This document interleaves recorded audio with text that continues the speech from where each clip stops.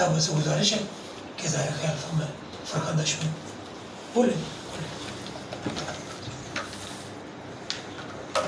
ٹھیک ہے.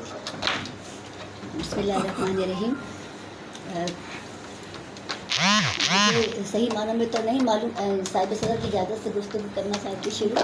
مجھے صحیح معنوں میں تو معلوم نہیں ہے کہ اس کے کتنے پہلو سے آج کے کسی اس نشست کے اس گیٹ ٹوگیدر کے، لیکن ابھی اندازہ ہوا کہ کچھ عید کی باتیں بھی ہو رہی ہیں. عید کا ہی موضوع تو موضوع مجھے نہیں اتفاق سے بتایا گیا تھا، ورنہ عید پر خصوصاً جو میں اخبار پر لکھ لائی وہ میں عید پر لکھ لاتی، کیونکہ مجھے یوں لگا تھا کہ 9 اپریل شاید اقبال کا معاملہ ہو، کیونکہ نظریہ پاکستان کونسل اکابرین کو تو بالکل فراموش نہیں کرتی. بہرحال ذاتی سطح پر میں ہمیشہ عید اس طرح عید کو موقع یا وقت دیتی ہوں جس میں کہ حالات حاضرہ بھی شامل ہو اور حالات نجی بھی شامل ہوں. محسوسات نجی جو ہوتی ہیں وہ بھی ہمیشہ ساتھ چلیں، اور جو حالات حاضرہ چل رہے ہوتے ہیں دنیا بھر کے یا ملک کے یا آس پاس کے وہ بھی ساتھ لے کر. تو میں سمجھتی ہوں کہ ہر عید پر جن کے خاص طور پر مائیں نہیں ہیں، والدہ نہیں ہیں، وہ بہت مس کرتے ہیں، چاہے ان کی والدہ کو رحلت ہوئے برسوں گزر چکے ہوں. تو میں ہمیشہ عید پر یہ اپنے ہی ایک مصری جو کلام ہے وہ کرتی ہوں کہ صبح تو عیاں تھیں، صبح تو عیاں تھیں، شام کو نہاں ہو، ماں تم کہاں ہو. اسی طریقے سے اس مرتبہ عید پر جو میری گزری ہے وہ اس طرح گزری. ابھی حمید صاحب نہیں ہیں، وہ بہت دلچسپی لیتے ہیں ان چیزوں میں. میری اس طرح سے گزری کہ میں سمجھتی ہوں کہ دیگر عیدوں کے برعکس رخصت یہ بڑی بامانی تھی 2 حوالوں سے. ایک تو یہ کہ جو ہاسپٹل میں مریضوں کے ساتھ گزاری گئی، اور وہ مریض تھے کہ جو اپنے نہیں تھے کہ رشتہ دار ہوں یا خاندان کے ہوں تو ہم ان کی عیادت کو گئی ہوں.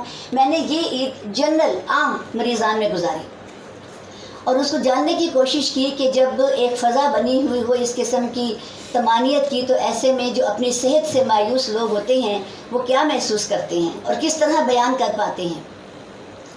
وہ دیکھتی رہی. پھر غزہ تو بہر صورت ذہن کے ایک ایک گوشے میں ایک ایک حصے میں سوار ہے، نثر میں بھی اور نظم میں بھی.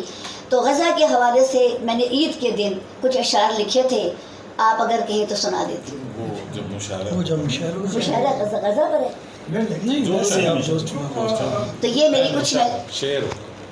کچھ محسوسات تھے میرے تو عید کے حوالے سے. لیکن میں اس چیز سے متفق ہوں ڈاکٹر صاحب کی بات، ڈاکٹر مظہر کی، کہ انسان کو اپنی ذات کے حساب سے کہتے ہیں کہ وہ ذات کے خول سے باہر تو نکل کر دیکھو.